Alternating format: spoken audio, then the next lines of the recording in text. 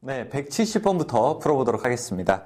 170번. 삼상 변압기의 병렬 운전 시 병렬 운전이 불가능한 결선 조합은 어떻게 되냐 물어보고 있죠. 자, 여러분 불가능한 결선 조합을 구할 때는요. 찾을 때는 델타 혹은 y의 개수를 세게 되면 됩니다. 개수를 세게 돼서 홀수가 되는 것이 불가능한 결선 조합입니다. 왜냐하면 위상차가 발생을 하거든요. 따라서 1번의 델타 yy 자, 두 개 짝수가 되는 거죠. 그런데 2번은 델타는 3개고 y는 하나가 됩니다. 자, 그래서 3개 1개 홀수이기 때문에 2번이 답이 되게 됩니다. 171번 송배전 계통에 거의 사용되지 않는 변압기 3상 결선 방식은 2번의 YY 결선 방식입니다. 172번 변압기의 결선 방식에 대한 설명으로 틀린 것은 무엇이냐 물어보고 있어요. 자, 3번에 YY 결선에서 중성점을 접지하면 제5구조파 전류가 흘러 통신선의 유도장애를 일으킨다라고 되어 있는데 통신선의 유도장애를 일으키는 고조파는요 5구조파가 아니라 3구조파입니다. 따라서 답은 3번이 되겠습니다. 173번 수전단 발전소용 변압기 결선에 주로 사용하고 있으며 한쪽은 중성점을 접지할 수 있고 다른 한쪽은 3구조파에 의한 영향을 없애주는 장점을 가지고 있는 결선 방식 이야기하고 있죠. 자, 중성점을 접지할 수 있는 결선 방식은 Y결선이죠. 또 3구조파를 없애는 것은 델타 결선이죠. 따라서 Y 델타 결선 방식이 됩니다. 답은 3번이죠. 174번 단상 변압기의 병렬 운전 조건에 대한 설명 중에서 잘못된 것은 무엇입니까? 물어보고 있습니다. 변압기를 병렬 운전하는 거예요. 변압기가 한 대가 용량이 부족하거나 혹은 교대 운전이 필요할 때 변압기 2대를 나란히 놓고서 운전시키는 것이 바로 병렬 운전입니다. 자, 1번, 2번, 3번은 다 병렬 운전에 대한 조건 맞는 말입니다. 그런데 4번에서 각 변압기의 저항과 임피던스의 B는 R분의 X일 것이 아니라 임피던스 B가 같을 것이라고 이야기가 나와야 되겠습니다. 답은 4번입니다. 175번 병렬 운전 중인 A, B 두 동기 발전기 중에서 A 발전기의 여자를 B 발전기보다 강하게 하면 A 발전기는 어떻게 되는가? A 발전기는 지상 전류가 흐르게 됩니다. 176번 변압기 결선 방식 중에서 3상에서 6상으로 변환할 수 없는 것은 자, 3상에서 6상으로 하는 거는 환상, 2중 3강, 포크 결선 이렇게도 이야기하게 되는데 우드 브릿지 결선은 관계가 없습니다. 우드 브릿지 결선은 3상을 2상으로 결선하는 방식입니다. 또 하나 3상을 2상으로 결선하는 방식은 스코트 결선, T 결선 그런 결선 방식들이 있죠.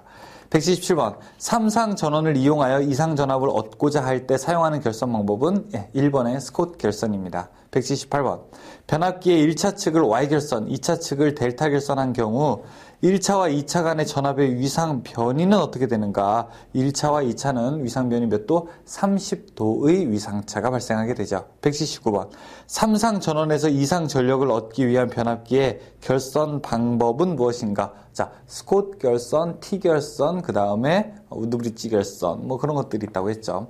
자, 180번 출력 P 킬로볼트 암페어의 단상 변압기 전원 2대를 V결선한 때의 3상 출력은 어떻게 되는가 물어보고 있습니다. 자, 우리가 V결선이라고 하는 것은 원래 델타 결선을 잘하다가 변압기 한 대가 고장났을 때 사용하는 방식이죠. V결선 했을 때 외워야 되는 두 가지 수치가 있습니다. 하나는 뭐냐? 이용률. 변압기 한 대 이용률의 몇 퍼센트? 86.6%를 이용할 수 있고요. 다음엔 출력비. 델타 결선을 사용하는 것보다 V결선을 사용하게 되면은 57.7%의 출력이 발생되게 됩니다. 따라서 자, 그렇게 계산하게 되면은 180번의 출력 한 대, 단상 변압기 전원 한 대를 V결선할 때 3상 출력은 한 대에다가 루트 3을 곱한 것만큼 출력이 되겠습니다. 180번에 2번이 되겠죠. 181번 델타 결선 변압기의 한 대가 고장으로 제거되어 델타 결선, V결선으로 공급할 때 공급할 수 있는 전력은 고장 전 전력에 대하여 몇 퍼센트인가? 1번에 57.7%입니다. 182번 두 대의 변압기로 V결선하여 3상 변압하는 경우 변압기의 이용률은 어떻게 되는가? 이용률 몇 퍼센트라고 했어요? 86.6%. 183번 용량 PkVA인 동일 전격의 단상 변압기 4대로 낼 수 있는 삼상 최대 출력 용량은 어떻게 되는가 물어보고 있습니다. 자, 일단 변압기 2대로 낼 수 있는 용량은요, 한 대 용량에다가 루트 3을 곱한 것만큼 낼 수가 있습니다. 그런데 변압기 4대로 하게 되면요, V결선을 2개 사용할 수 있는 거잖아요. 그쵸? 따라서 V결선 하나, 그 다음 V결선 2개. 따라서 몇 배? 여기다가 2배를 할 수가 있겠죠. 따라서 2 루트 3P가 됩니다. 4번이죠. 184번. 한 대의 출력이 100kVA인 단상 변압기 2대로 V결선하여 삼상 전력을 공급할 수 있는 최대 전력은 몇 kVA인가 물어보고 있습니다. 자, 184번에 어떻게 된다고 했어요? 한 대 용량의 루트 3배가 된다고 했죠. 루트 3의 100이죠. 100 루트 3이죠. 네. 185번. 변압기 V결선의 특징으로 틀린 것은 무엇이냐? 자, 1번. 고장시 응급처치 방법으로 사용되게 되는 거죠. 이번에 단상 변압기 2대로 삼상 전력을 공급할 수 있는 방식이고요. 3번에 부하 증가가 예상되는 지역이 시설할 수가 있고요. 그런데 4번에 V결선 시 출력은 델타 결선 시 출력과 그 크기가 같다? 아니죠. 그 크기가 57.7%예요. 반 조금 넘게 되는 거죠. 같지가 않죠. 4번입니다. 186번. 변압기 2대로 자, 출력 P 킬로와트 역률 코사인 세타의 삼상 유도전동기의 V결선 변압기로 전력을 공급할 때 변압기 한 대의 최소 용량은 어떻게 되는가 물어보고 있습니다. 변압기 한 대 용량은 어떻게 되나요? 자, V결선 할 때는요, P하고 루트 3 코사인 세타 이렇게 되니까 지금 이 값이 P 물어보는 거죠. 그러면은 P는요, 루트 3의 코사인 세타분의 PV 되겠죠. 답은 2번입니다. 187번. 계기용 변압기의 2차 측 단자에 접속하여야 할 것은 무엇이냐? 우리가 계기용 변압기를 무엇이라고 합니까? 계기용 변압기를 PT, Potential Transformer라고 이야기하죠. 여기는요, 전압계 V를 결선할 수 있는 거고요. 그다음에 커런트 트랜스포머, 변류기에다가는요, 전류계를 달 수가 있죠. 전압계를 부착하여야 됩니다. 2번입니다. 188번. 3000V, 그 다음에 3300V인 단권 변압기의 자기 용량은 약 몇 킬로볼트인가 물어보고 있습니다. 단, 부하는 1000kVA 라고 하고 있습니다. 자, 여기서 우리가 부하 용량 분의 자기 용량 계산하는 식이 있어요. 그러니까 높은 전압이 있고 낮은 전압이 있는데 높은 전압을 V하고 하이라고 놓고요. 높은 전압이라고 해서. 자, 이거는 V 하이 높은 전압 빼기 V 로우 낮은 전압이라고 할 수 있습니다. 지금 자기 용량 물어보고 있는 거죠. 문제에서. 그렇죠? 자기 용량은 얼마냐? 그럼 자기 용량은 이렇게 되죠. 자기 용량 식은 어떻게 됩니까? 부하 용량을 양변에다 곱해서 부하 용량 곱하기 V 하이분의 V 하이 마이너스 V 로우 이렇게 계산할 수가 있죠. 지금 문제에서 부하 용량은 1000이라고 이야기합니다. 1000 곱하기 하이 높은 전압이 3300V 3300V 분의 여기 3300V 마이너스 3000V 그러니까 3300분의 300이 되죠. 그렇죠? 곱하기 1000 계산하게 되는 거죠. 답은 아마 한 90 정도 나올 겁니다. 189번. 주상변압기의 고압 측에 탭을 여러 개 만든 이유는 전압을 조절하기 위해서 그러죠. 4번의 선로 전압 조정.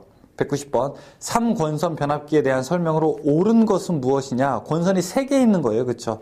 2번이죠. 3차 권선의 조상기를 접속하여 송전선의 전압 조정과 역률 개선에 사용된다는 거죠. 191번. 보호 계정기를 동작 원리에 따라 구분할 때 해당되지 않는 것은 무엇이냐?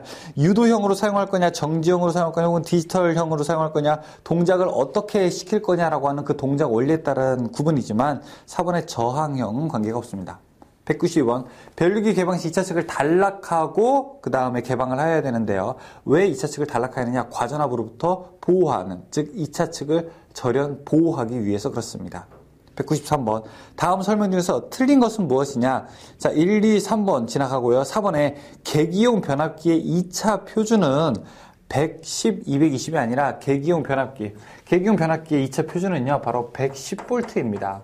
그리고 계기용 변류기의 2차 표준은요, 5A가 되는 겁니다. 따라서 110, 220이 아니라 220은 빠져야 되는 겁니다. 194번.